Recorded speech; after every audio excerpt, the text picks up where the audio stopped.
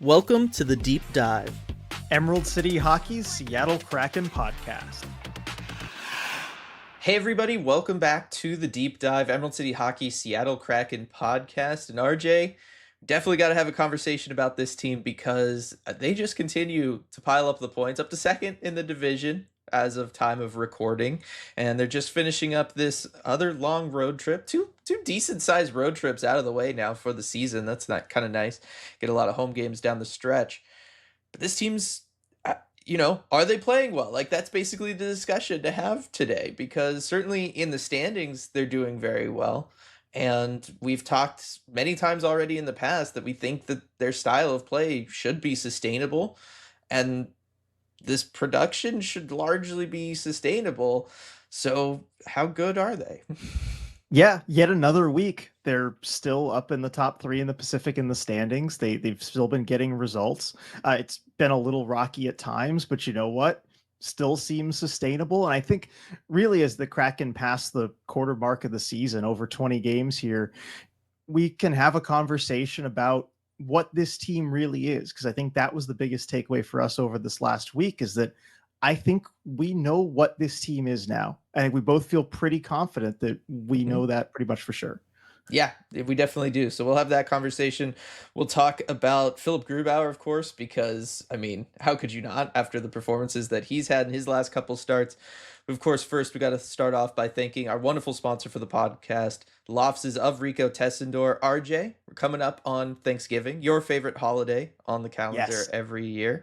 But it's really just the start of the holiday season. We're kind of really already there.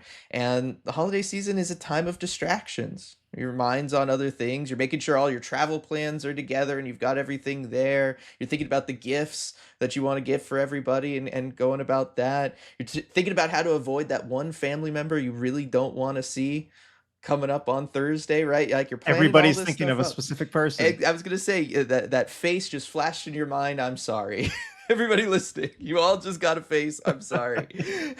But the point is, just want to remind everybody, while you're dealing with all of these distractions and it feels like just the pace of your life is picking up as we enter this holiday season, to be safe out there. And if one of those distracted people out there finds you, whether it's a car accident, workplace accident, something like that, Rico's there to have your back. Absolutely. And you know what? You talked about the holiday season in general. I'm going to bring it back to Thanksgiving because it is my favorite holiday and it gets overshadowed a little bit by the holiday season. But it's a time of gratitude. And I'm certainly grateful for Rico and his support, helping us out, with this podcast, supporting us, allowing us to do what we do. So big thank you to Rico. Definitely one of the things I'm thankful for this year. Absolutely. I'm right there with you. And while we hope none of you ever need his services, the odds say that at some point someone out there will be involved in an accident, whether on the road, at work, or anywhere in between. And when you are, we hope you call Rico at 425-778-9800 or visit his website, ricotessendor.com, to schedule a free consultation. He's won millions of dollars for his clients and helped thousands of people in the greater Seattle area. And as a fellow member of the ECH community, we know he'll help you too. Real quick before we get to Philipp Grubauer, RJ, just remind everybody about our Patreon schedule coming up, because you have a special stream tomorrow. That's right. Got the Armchair GM stream tomorrow, Tuesday, November 25th at 7 p.m., normal 7 p.m. start time. It's going to be an interesting one. I think a lot of it's going to be an extension of the conversation that we're going to have today on the deep dive, but looking more at the big picture and especially beyond this season and what this Kraken team, looking the way it does, means for them going forward. And I think, again, it's going to be an interesting offseason for sure, no matter what happens the rest of the way. And so we're going to explore that a little bit, explore some potential big moves and potentially exciting surprise guest. So see who decides to join the stream. Yes, that'll be fun. That'll be fun for sure. Want to thank everybody who made it out to our watch party yesterday, Queen Anne Beer Hall, and just remind everybody that, hey, if you couldn't make the one yesterday, or if you did make the one yesterday but you want what should in theory be a better, at least more eventful game, because boy, that one wasn't. I don't think it can be any less eventful. Yeah, that's why I feel pretty safe in saying that we should get at least a better hockey game. Whether the Kraken win or not, I'm not going to promise, but I think I can promise that it should be a more eventful and exciting hockey game on December 4th when we're having our next watch party. That's right. Guarantee there will not be fewer goals through regulation and overtime than we had.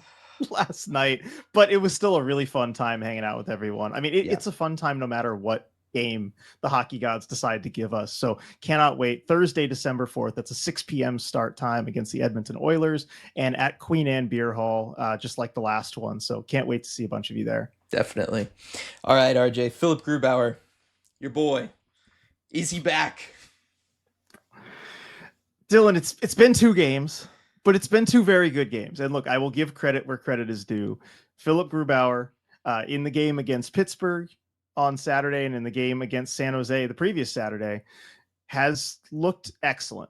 He's looked as sharp as he has really in the last couple of years. I can't easily remember.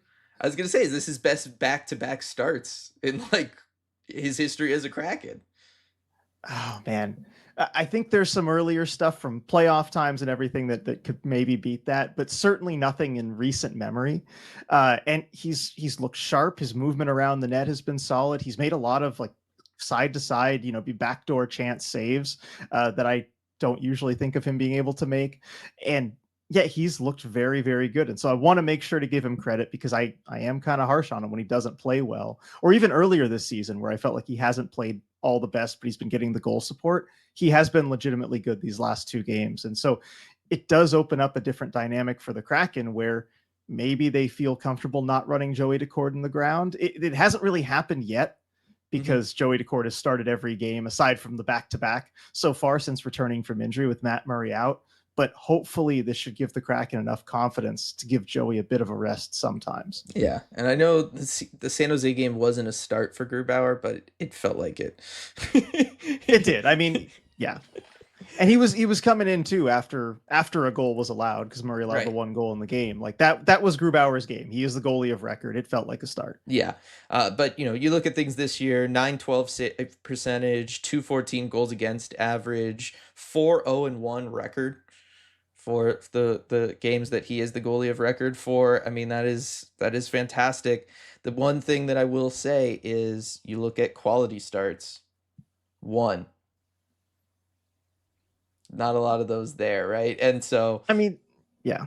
Go ahead. No. I'm just gonna say, like, so there is that element of like, there's still maybe some of that stuff bubbling underneath the surface, or it's just the struggles that he was having earlier in the season, and he's more in the groove now, and he's kind of figured out how to play behind this Lane Lambert system. Because realistically, RJ, as much as we could talk about Philip Grubauer, is he back? He's playing well. All the goalies so far this year have played well. I mean, you look at Joey's numbers and they're, as good as ever, right? 909 save percentage, 256 goals against average. Matt Murray with the 921 save percentage, 221 goals against average. Best save percentage on the team, Matt Murray. Poor guy doesn't have a win. 0-2-1 record when he was in there. I think that, yes, there's elements of Philip Grubauer is playing really well right now, and he absolutely deserves to be talked about as such because he is. But it's also, I think he's finally also playing behind a system where the rest of the team is doing a lot to help out whoever's in net. And I think that he's benefiting from that, right? Like, he has not necessarily gotten that in the past. He certainly did not get that last year. No, definitely not. I mean, it was the exact opposite, basically, systems wise, as far as helping your goalie versus not. And I look at the stats, and the Kraken now lead the NHL in 5-on-5 save percentage. They're third in the league in save percentage at all situations. And I think the system is designed specifically to just bump that number up as high as it can go. And you're seeing that benefit all 3 goalies. It's so much easier to play in this system behind this team, and it's helping everybody. I also want to give credit to Colin Zulianello, the Kraken's new goalie coach. Like, this is his first season as a goalie coach. He's had to manage 3 different goalies and kind of change how everybody spends their time in practice and working out to make sure that everybody still gets enough reps in. And so far, so good. So I want to give Zulianello credit because it's tough your first season as an NHL goalie coach to manage 3 goalies and have them all playing well. That deserves some credit. Right. No, it definitely does. He's done a fantastic job. I'll always enjoy seeing him out there working with the goalies. Just such a fun guy. love seeing him around. But I also wonder, like, how much of a relationship he has with Gru from last year when Grubauer was down in Coachella Valley and spent that stint down there. And I, just kind of remembering how all the kind words that Grubauer kind of had to say about that experience down there and refining his game and feeling like it really did help him. As much as he was disappointed in the situation overall, he felt like that stint down there in Coachella Valley really helped him. And I do wonder if Colin Zulianello just kind of has, the magic touch as far as working with Philip Grubauer. I mean, I think the fact that Zulianello was named the goalie coach and they got rid of Steve Briere, even after Briere had quite a successful season, Right. I think that says everything you need to know about how they feel about Zulianello. Yeah, that's what I was thinking too. But yeah, Philip Grubauer playing really strong. We'll see how much we see of him, because it sure seems like, as you said earlier, they are committed to Joey Daccord being the guy. They're going to run with Joey Daccord most of these games, and certainly like with the schedule upcoming here around Thanksgiving and stuff, we're probably going to see a lot of Joey Daccord, this week. Yeah, because they have some time, off in between games, so I'd be surprised to see Grubauer start really in the next week. I just think the way the schedule goes, plays out, it's probably going to be Joey getting those games. Yeah. I guess, I mean, it did, and the Murray injury kind of happened before the last podcast. Yeah, we talked about it. So we talked about that. Situation. Yeah. Couldn't quite remember there. But yeah, just good on Philip Grubauer. Like having him back. It's fun stuff. Let's talk about other fun stuff, RJ. This Kraken team and how they play hockey. Fun is an interesting word. It's fun for Lane Lambert. That's for sure. I mean, looking at the last game too, because that Islanders game where we had the watch party, we really, were able to kind of clue out on how it was all going. And I think we reached, Dylan, peak Lane Lambert hockey. We did. That was it. The Lane Lambert revenge game, that was peak Lane Lambert hockey. 0-0 through regulation, 0-0 through overtime, into a shootout. That is a game that only a coach could love. And I bet both coaches loved it. A coach or a goalie, I guess, alternately. But man, how about a goal? Game. How about a coach that used to be a goalie and Patrick Waugh on the other end of that? Oh man, yeah, exactly. So much happiness. From probably Ben, crying sure. Tears of joy during that game, Patrick Waugh. Absolutely, but I think we have reached peak Lane Lambert hockey, and it gives us a great excuse to look at just what this team is and how they play, because I think that was the ultimate example of it. It really was. And, I genuinely was buying into my own hype around this being a Lane Lambert revenge game, going up against that Islanders team that, laid him off, right? And when we saw that Grubauer was starting the game against Pittsburgh the day before, I was like, okay, he's going with Joey. He wants to win that game. Like he's going to sell out for that game. I really thought that's what was going on. And then we got the game that we got where they had one shot on goal through 10 minutes, and they finished with less than 20 shots on goal, including overtime. You had a whole overtime period there to get some more shots on goal, and didn't quite get it, but they did not make mistakes. They were fairly disciplined for this group, or at least how they've been playing recently, and they were able to play their game and execute on it perfectly. And so I'm sure Lane Lambert will take that, but I do wonder if there was. I don't know. After watching that game, I don't think there was, but I really thought going into it there was going to be an element of Lane Lambert really pushing everybody and circling that one on the calendar and really wanting it. But I don't know that they necessarily played that way. Maybe not, but look, this is what Lane Lambert wants to do for all of these games. I feel like he kind of handled the revenge game in the only way he really knows how. Yeah, no, it's true. I mean, he did not change their approach from any other game, is the bottom line. And we could talk about that because this, you talked at the start of the podcast, knowing what this team is. We definitively know what this team is. This is a team that is going to go into a game and want to play as controlled a style as possible. We know now that they're a team that's going to start slow, kind of continuing a trend from previous seasons. At this point, I think we could say it's not a coaching problem. It's just this specific group problem. They just tend to start games slow. They're continuing that trend this year. They're going to turn it on late in the game. I mean, it seems like some of these games, the Kraken are getting over half of their shots for the game in the third period, which we could talk about a little bit later if that's sustainable or not, but that is what's happening, and it's happening very consistently here.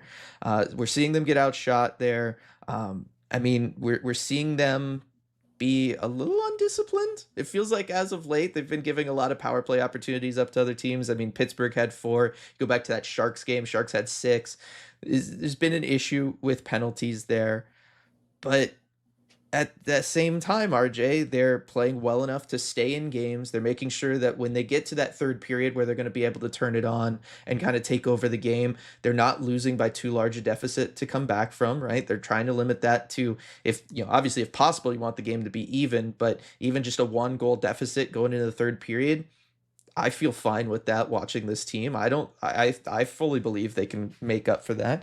And then once they get into overtime, I mean, it's basically a coin flip through 3-on-3 overtime. Who's just going to get the puck and possess it most of it?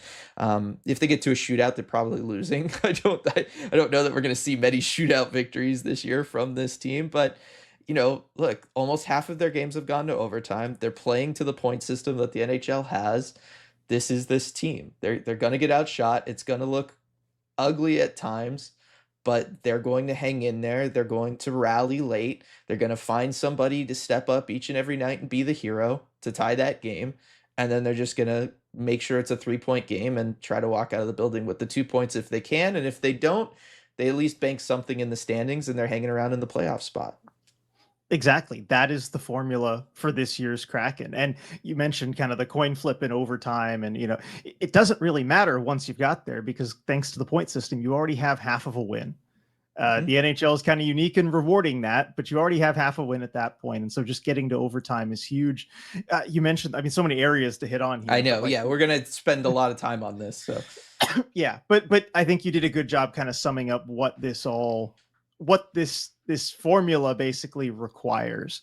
And I think it requires excellent goaltending. That's a big part of it, as we talked about with Philip Grubauer. It requires those comebacks, and I don't want to get into a crazy stat on that one. As far as the third period comebacks, it requires not being burned on those early penalties and those early starts. But so far, it's all come together for this team. Yeah, it has. My big thing is just how repetitive these games are. And that's been my big takeaway. And, in part because last year's games were really repetitive. And it felt like all season long on post-game lives, we were talking about the same things. And you basically ran out of talking points 15 or 20 minutes into the hour.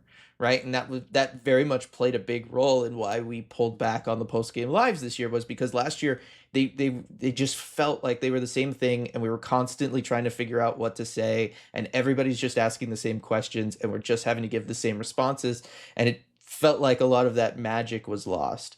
I don't think things would be any different right now watching this team.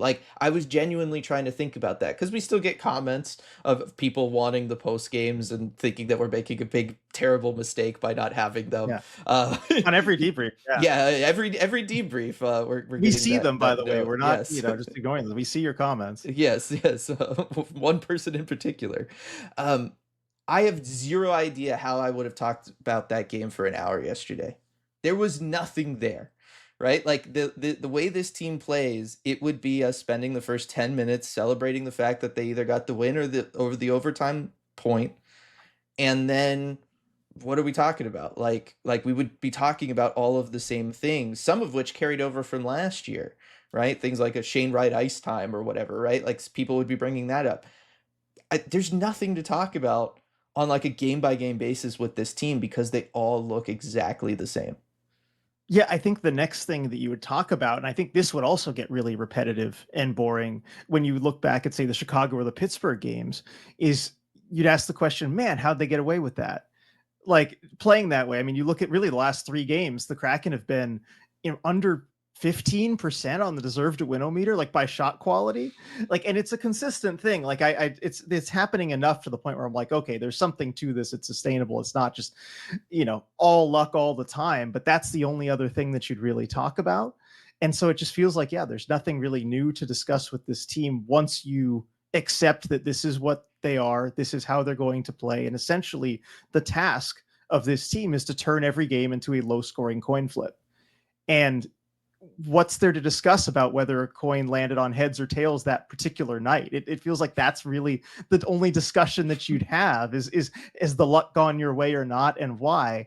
And I think it's tough as two people who our job is to analyze this team, because a lot of the results also don't really match how they play. Mm-hmm. And I think that's a result of it kind of being trying to turn into coin flips every game, where, I mean, I look at the last 3 games, and I think that that game against the Islanders was their best played game of the 3.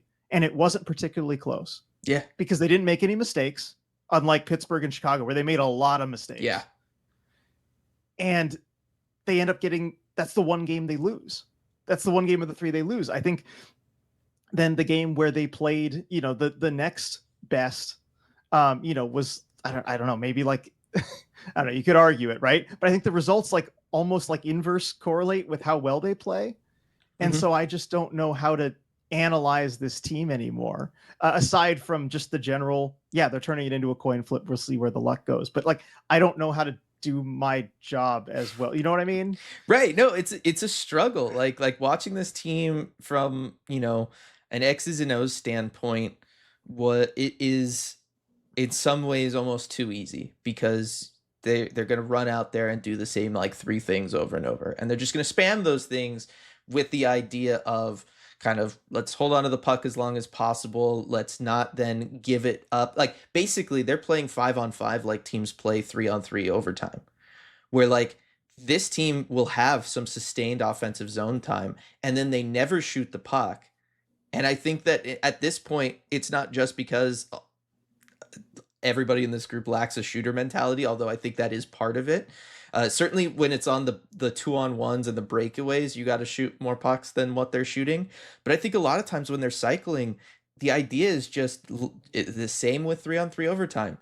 They can't have a dangerous chance against us if we have the puck. And so they're content to just kind of run around in the offensive zone. Hey, if they make a mistake, we'll capitalize on it. And this team is very good at doing that. But they're not gonna like necessarily try to force you into a mistake. They're just gonna wait for you to make one on your own, and they're content to just hold on to the puck until that happens. There's nothing to talk about there. like it's exactly what we're seeing, and it's just leading to extremely low event hockey. And again, that is benefiting this team. That is really, when you look at this roster on paper, probably how this team should have been playing these last couple years. Like that is what this roster is built for. They have a bunch of guys that are very capable at being kind of two-way and grinding it out and taking advantage of mistakes and playing that style of game versus, say, trying to play the Dan Bylsma style last year where it was a little bit more back and forth. The games opened up a lot. The team just was not built for that. The team is built for this, right? Guys like Eeli Tolvanen, Jaden Schwartz, Mason Marchment, pick any winger off of this team, right? All those middle 6 wingers that this team is comprised of, they're all exactly built to win this style of game. And so, again, I think you enjoy the fact that they are where they are in the standings. I'm not trying to take anything away from that. But yeah, the games are low event and they're playing out the same way each and every night. And in a lot of ways, I am thankful for that, because at least this time we're getting positive results versus last year where it was just, negative from opening night of the season, right? Like it was just like, oh, I don't know that this is going to work. And then 82 games of it not working. Whereas this year, opening day of the season, we were like, oh, this could work. And it's continuing to work. It's just not the most exciting thing in the world. And there's not a lot of variation to it. There's not a lot to break down. And it's just kind of created, like an interesting scenario for those of us on the outside, because I want to talk about the things that they're doing well, but we already have, and there's nothing new there to talk about. And then the things that you're left with are all the reasons why this might stop working. And then you just sound negative.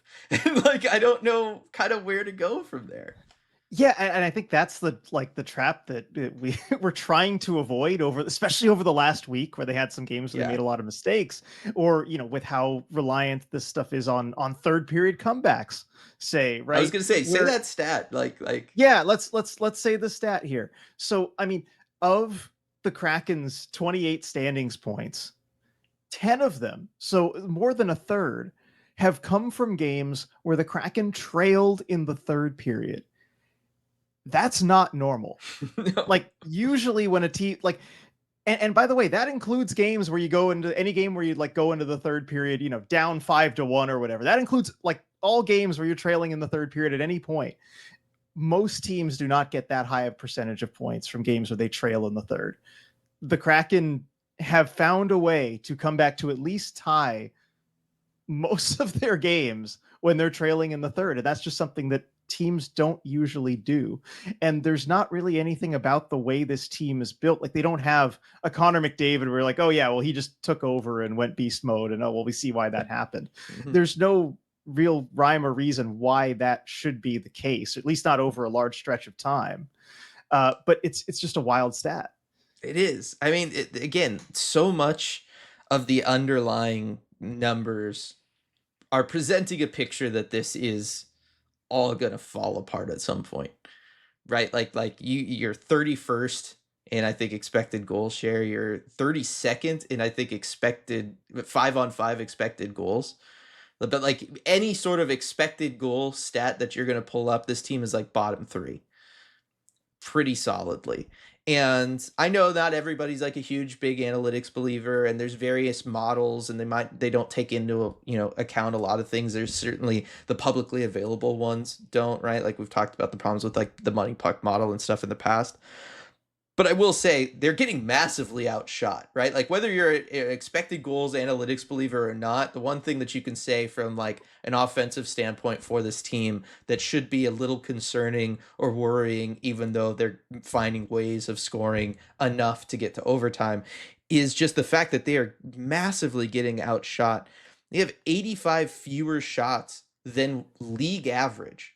Like for total shots for teams that have played 22 games, right? Or putting everybody on a 22 game pace, right? Or, taking their pace and giving them 22 games this year.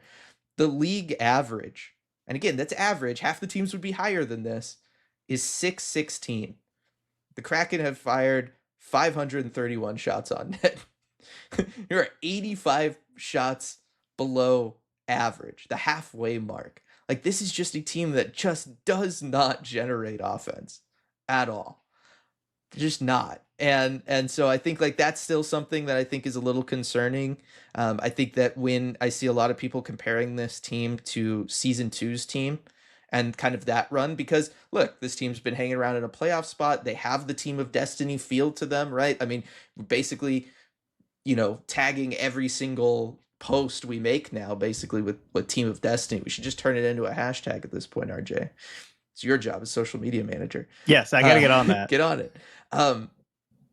The difference between that year 2 team of destiny versus this year's team of destiny is, that year's team, you were 4th in the league in goals. You were 14th in goals against. So you were above average in both. But you were top 5 in goals for, in scoring goals. You were scoring goals. This year's team right now is 28th. Right now they're 3rd in goals against, like they're stopping things, but I think there is a difference between that year's team where you had both sides of the coin. You were above average you were in the top half of the league versus this year where you're, again, solidly top 5 in one category, those goals against, you're just not allowing anything, but you're really not scoring anything either. You do have a positive goal differential, all of 1 goal. But it's not a lot. And I think that is one of the big differences between that year's team, where that year you were a more traditional team of destiny. And I was saying this at the beginning of the year. Remember, I've believed through training camp that this team was due positive regression. They were due some form of team of destiny thing. And I was saying it was going to come from shooting percentage because traditionally that's where it comes from. And year's 2 team definitely had that. You're shooting below average now. League average. This is not a shooting bender. Like this is a totally different form of team of destiny, and that is low event hockey executed as flawlessly as you can do it. Yeah, it looks very different than year 2, and that's why I always back off on the year 2 comparisons, because it's a totally different style of play. They're getting similar levels of success, and it feels similar just in terms of, wow, they're actually doing well in the standard. Look at that. They keep collecting points. But yeah, it's very different to me. I still think there is an element of the shooting. Obviously, it's the defensive end. That's what they're doing very well. But I think the fact that they're shooting percentage is even middle of the league, given the lack of shot quality and quantity that they generate. The percentage takes into account the lack of quantity, but like the lack of quality that Yeah. they're generating in terms of their shots, I still think that's an element of that going well. You're better than you might expect given the lack of shot quality, but still, it looks very different. And I think it's the kind of thing that if you can keep it up over the course of a whole season, it feels like there's more of a foundation there that's a little more sustainable than shooting percentage bender, which those can go away at any time. At any time, the pucks can stop going in for you. But I think if you're solid defensively, it's more reliable to be able to continue to get saves over the course of a season. It feels like anyway. Maybe you stop getting the shots to go in the third period when you're trailing every single time. That's the one question. But otherwise, I think you can rely on the defense still being good. I was gonna say Matty Beniers isn't gonna pull out like the best shot you've ever seen from him, where he just roofs it right over the shoulder of a goalie. He's not gonna do that every game. It's wild how they've just been able to get somebody to step up and do that. Hey, Matty could do that a lot more often if he wanted to, and chose to try and go bar down. And yes, and we've talked many times about why he should. But yeah, I mean, it's one of those things like you look at you're basically league average when it comes to all strength shooting percentage. Shooting percentage at 5-on-5 is definitely below average. You're 23rd in the league, 7.9. League average is 8.5. So you're under it there, but again, you're making up for it with that save percentage. 5-on-5 save percentage for the Kraken, 941. That's an insane number when you're talking about 22 games have already been played, right? Like that's the kind of number you expect to see like a week into a season. The fact that you've been able to keep it up now for over a quarter of the season is really impressive. 5-on-5 league average save percentage is 915. So like again, you're up there as far as like what you're able to do. I guess I should actually kind of look and see where that ranks in the league. 5-on-5, yeah, it's number 1 in the league. You lead the league in 5-on-5 save percentage. So, and do they lead the league in goals saved above expected too? I don't have that up in front of me. Oh, for teams, But I feel like people have talked about that. But yeah, they're up there in all those. Yeah, well, I was looking at because Jay Fresh posts. I think he's got the top down hockey numbers. He posts those, every few days or every week or whatever it is. And so I bookmarked it here. I can pull it up. But I think the Kraken were top 10 in both. Let's see. Goal differential above expected, so they're number 6 in the league. Team goaltending has a plus 10.2 goals saved above expected. That's 7th in the NHL. So in goaltending based on quality of shots, and then goals scored above expected. So goals scored above what you're expected to based on the quality of your shots. They're 9th in the NHL now, so they're top 10 in both. Yeah, so that's pretty decent. Yeah, I'd say. But you mentioned year two's team, and if you have anything else, I'll give you a chance to mention it before we go on to this. But I think another important comparison to make to year two's team is just the league environment in which these results are happening, because you look at the numbers through 22 games, right? And the Kraken are off to a very similar start results wise, as far as just terms of standings points, that they were in year two at this point. But you look at the standings, and the overall standings look very different. The Kraken are not quite as clear of their competition in the standings as they were at this point in year two. And that's because everybody is getting loser points. The Kraken aren't the only team. Remember, they've won the same amount of games as they've lost. And yet they are, because of the NHL system, they're 5 games over 500. Doesn't make sense really, but that's what the system is. The Kraken are playing to it. The difference is lots of teams are playing to it right now. And so the Pacific Division, I mean, they are 1 spot out of first, 1 point out of first in the division. They are also, they're 3 points out of 6th in the division. So it's very close. It's bunched up. And there's only one team in the Pacific that actually has more wins than losses this year, and it's the Anaheim Ducks. But because of these loser points, it's all really bunched up. And that's a big difference from previous years. Yeah, it is. And it is weird because I've seen this seems to be the thing that like the fan base is split on the most from when I look at things on social media, is the people that are very much like, look, we're second in the division, things are going great. And then the people that are looking at things and saying like, yeah, but you know, there's all of these red warning flags all over the place, and the fact that the team is, if you were talking about just about any other sport, 11-11. It's as mid as you could be, right, through 22 games. And I personally think that you can only play to the system that you're in, and I think them playing to this idea of getting to overtime games, trying to win games in overtime, and if you don't, you at least get that loser point. I think that that's totally fine. I think that's acceptable. I think you just have to like admit that that's what's going on. But I think that it generally skews more positive than negative for me there, because as we've spent the last couple weeks talking about, there's no reason to think that this shouldn't really continue for them. Like maybe it's not going to continue at the pace of nearly half of their games all going to overtime. Like that might just be unsustainable. But I think that they're absolutely going to continue to find themselves going to overtime in games for the rest of the year. It's just, yeah, that question of, and we talked about this last week, where we think that that is more so the Kraken doing it rather than just the whole league is finding ways to get to overtime this year. Like I genuinely think that it has to do with how the Kraken are playing.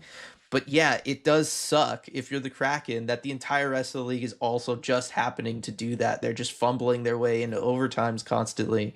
They're not selling out and making themselves, complete low event, in air quotes boring hockey to get there. They're just finding a way of doing it.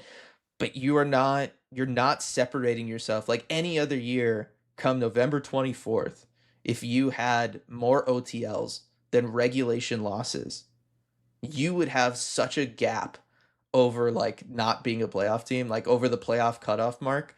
Like it not, and obviously it's early enough in the season that's not going to be like astronomical from a points perspective, but it's one of those things where pace wise you would have such a gap over all these non-playoff teams, and you just don't this year. Like the Kraken are banking points at an incredible rate. It's just that everybody is banking points, and so it means less than it ever has. And that's unfortunate because, yeah, franchise best start and all of that. And unfortunately, the league decided that this year specifically, that's going to matter less than it ever has before. What Yeah. you're doing as the Kraken, and you're fulfilling your game plan and you're going out there and you're doing it. The league is just like, yeah, we're just gonna kind of do the same thing, and you're just not gonna separate and actually like really reap the fruits of your labors there. Yeah. And so it just, all that means is that the Kraken are going to just have to continue doing what they've been doing. And if they do that, they'll be fine. If they keep this points percentage, 636 over the course of a full season, they will be in the top 3 spots in the Pacific. They will be a playoff team, and it won't particularly be close. It just means they have to kind of continue what's been going right for them. And I did look it up just to give everybody an idea of the difference here. So the Kraken have played 22 games, and if you look at the difference between them and the top non-playoff team, so the team that would be catching them for that spot, right? It's a 3-point difference. It's San Jose and Edmonton tied, but they're at 25 points. The Kraken's 28. 3-point difference. Through 22 games, year two's Kraken. Compare them to the Minnesota Wild and a few other teams that are the top non-playoff teams catching them. Same difference. They have a 9-point advantage. Oh my gosh. By this point. Just a 3x difference.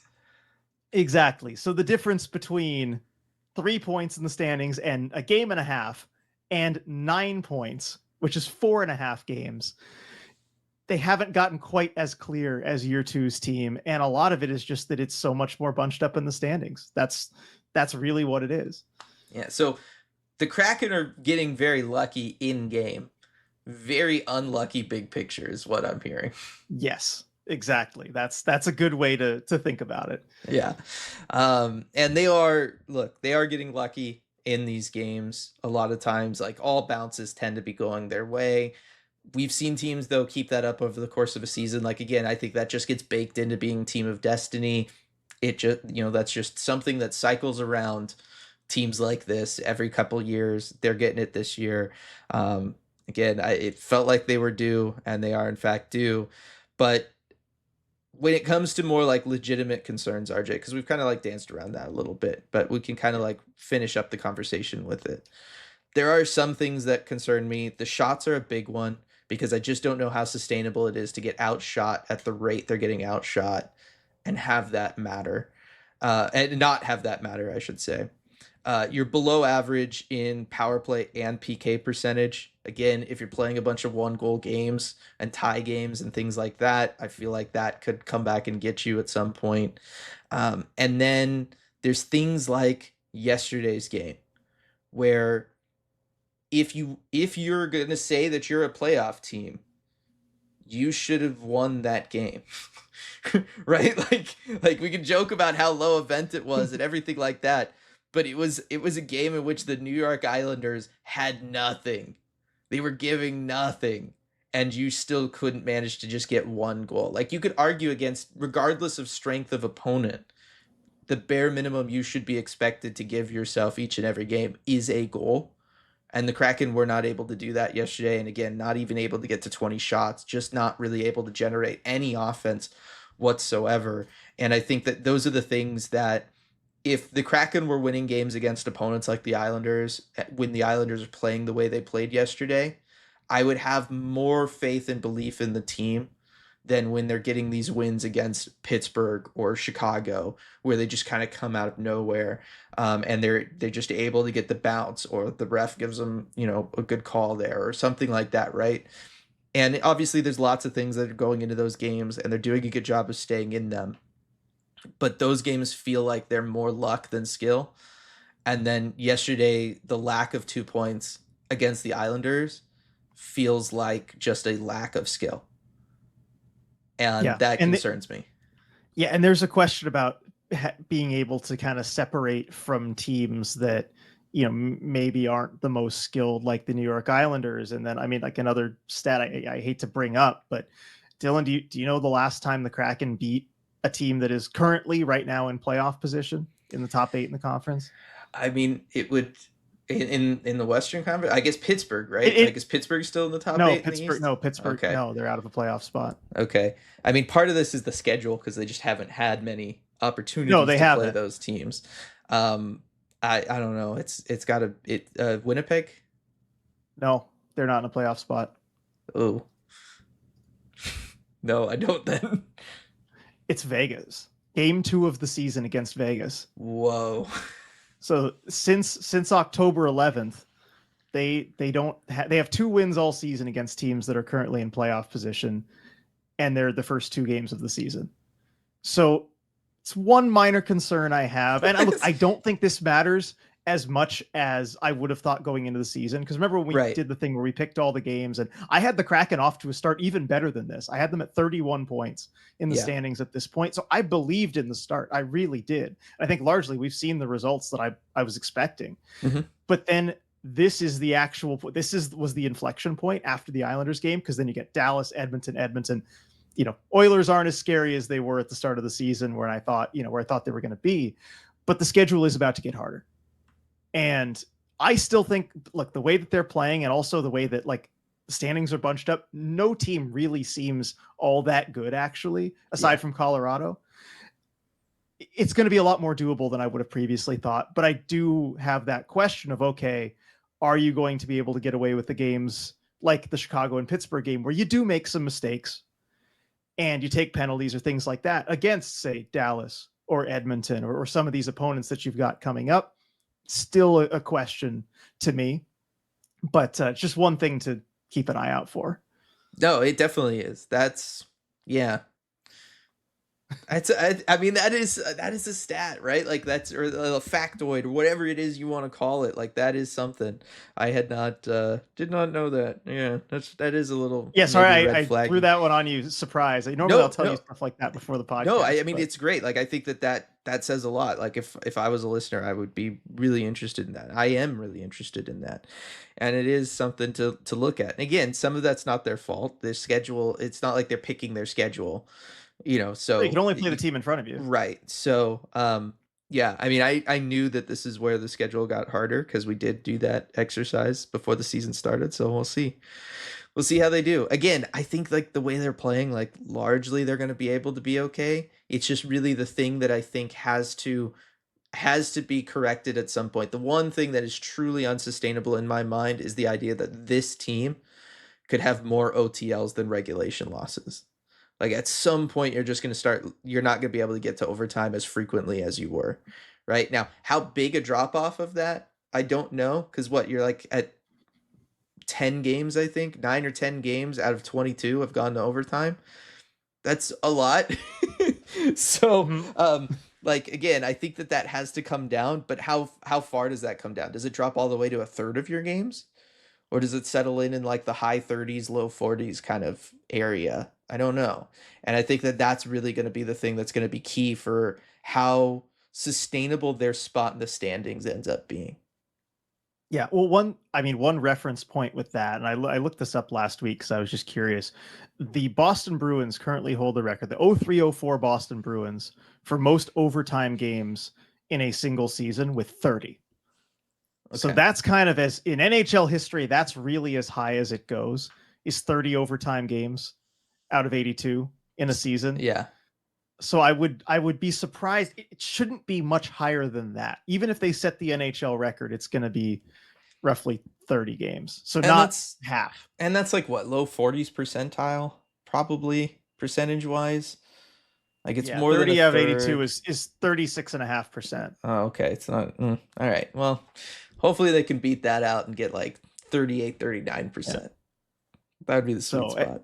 Yeah. Then it's Detroit in 16-17 with 29, Arizona 28, Washington with 27. So, it's somewhere in there. If they're going to be a record-setting overtime team, that's roughly the number that you're looking at. Yeah. No. And we'll see, because I think that, like I said, that's going to be key for this group, is just can you continue to be on this apparently historic pace? Probably not, but just don't let it crater. Yeah, exactly. That's the idea. Okay, so the other thing that we know about this team, RJ, from an identity standpoint, it was something that we had a lot of questions about over the offseason, and we were not sure how things were going to play out. But now that we are 22 games into the season, it feels like we can kind of definitively make a call on this. And that is this a transition year, or is this a go for it year? And I think based on what we've seen, it's been a go for it year. Definitely. I think we can pretty much definitively say that at this point. And so, fun time here now, Dylan. We get to admit we were wrong, because remember going into the season, we were telling everyone this is a transition year. It's going to be about development. It's going to be less about results in the standings, and just keep that in mind and really look for the measure of success to be how well the young players are developing. And that's what we're trying to get out of this season. And don't worry about the standings points too much. We got the team's mindset wrong. Yeah. This is not the way that they were looking to go into this season. And I think the Lane Lambert hire probably should have been more of an indicator there, with just how the team is playing. But look, this is not a transition year. Development is out the window. This is all about getting enough points to try and sneak into the playoffs and just turn things around in the short term. And I think we're seeing the results in the development of some of the young players and how that's going, which we'll talk about. But also, we're seeing the results in the standings that we just talked about, and the team doing better than expected.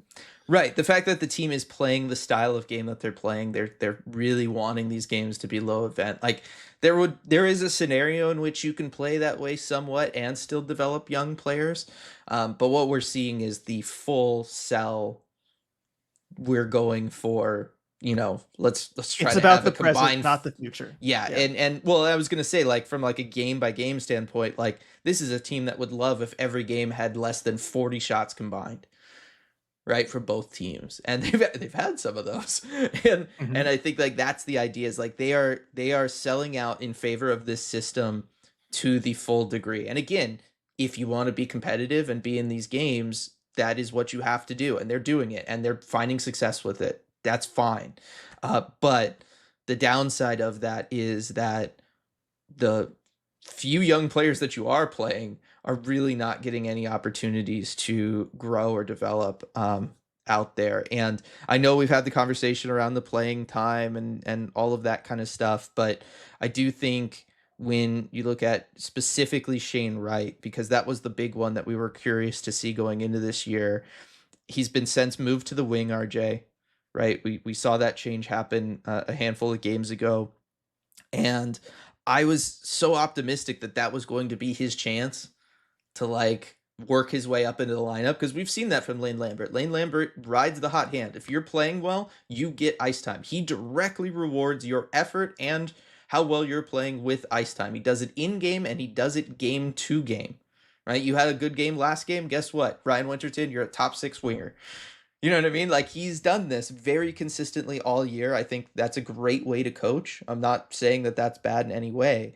I think, though, that it's notable that Shane Wright is finding ways to get less and less ice time as that's happening, and it's less so about like how much the coaching staff's playing him, and more so that I'm just concerned really with him at this point, because he's not, they keep giving him chances. They're giving him now different looks, setting him on the wing, putting him with different line mates. He's been up in the top 6 to try to get going with guys like Chandler Stevenson.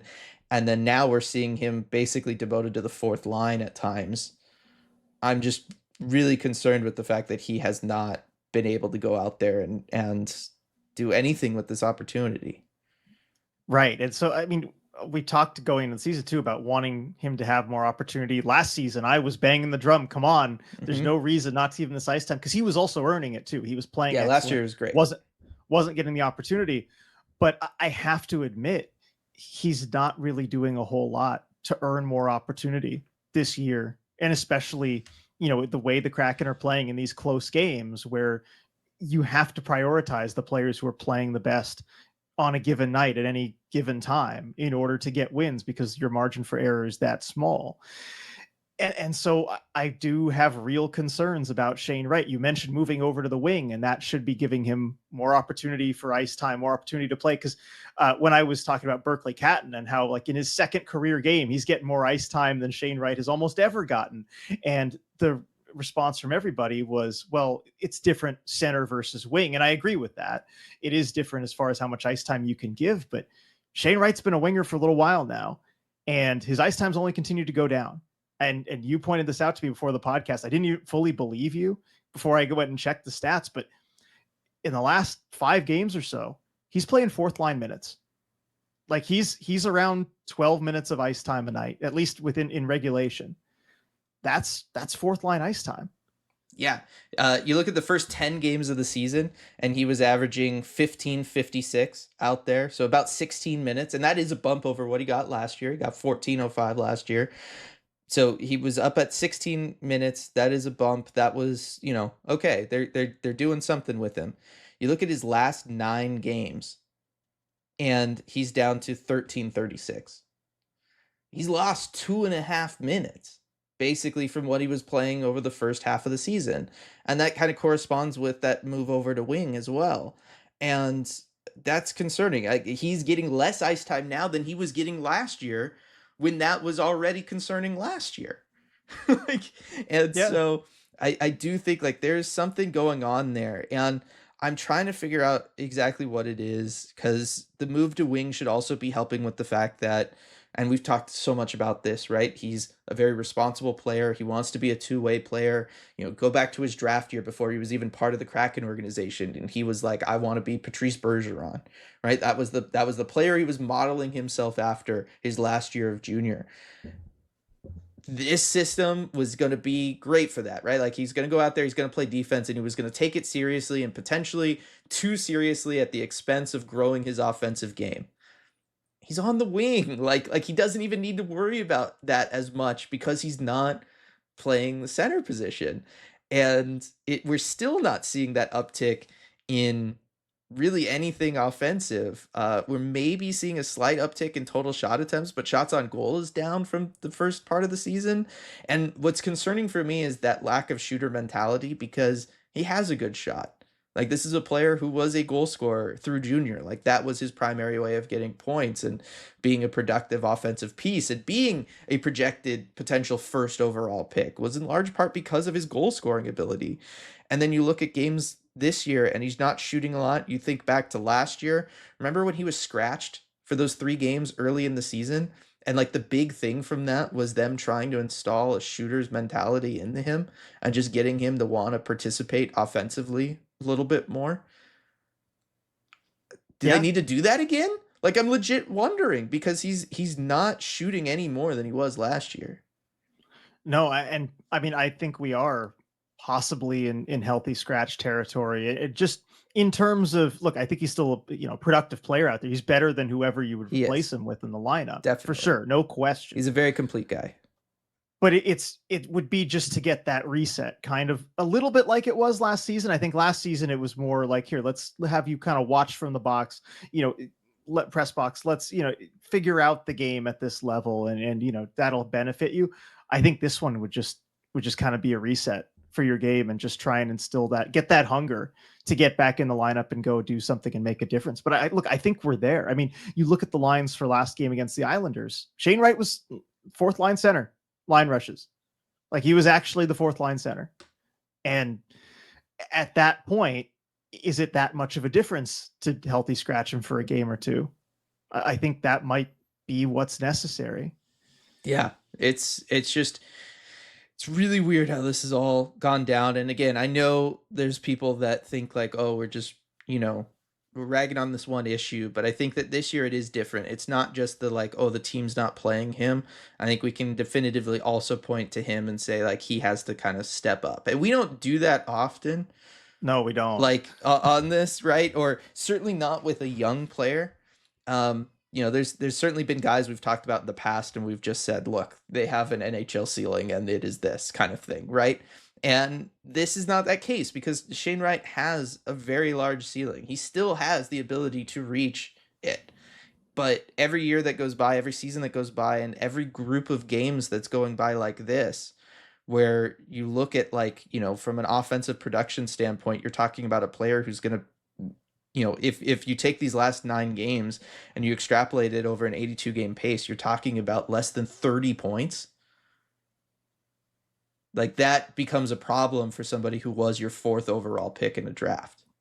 Yeah. And that's, I think, the reason that we're being so hard on this is because we know he's better than that. And we know he can be a core contributor to an NHL team. I mean, I almost hesitate to say the Kraken specifically, but to an NHL team.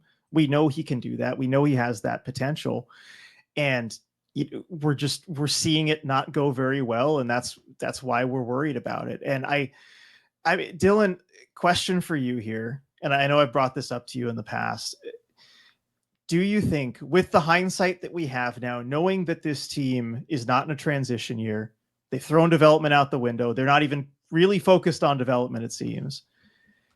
Do you think that as soon as they decided to hire Lane Lambert and take this path, that they essentially gave up on, and I don't think they tried to or wanted to, but they essentially gave up on Shane Wright's development? Again, because that's the way it looks like to me with hindsight.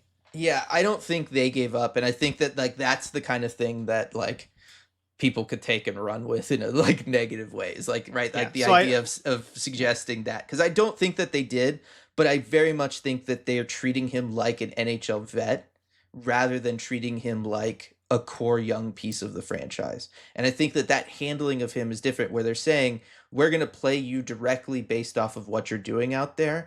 And we're going to force you into a system that's not going to allow you a lot of opportunities to grow and give you the time necessary for that to happen, versus being like, look, you're a key part of our future, and we need to make sure that for sustainable success, you figure it out this year. So we're going to really work with you and move you around and give you opportunities.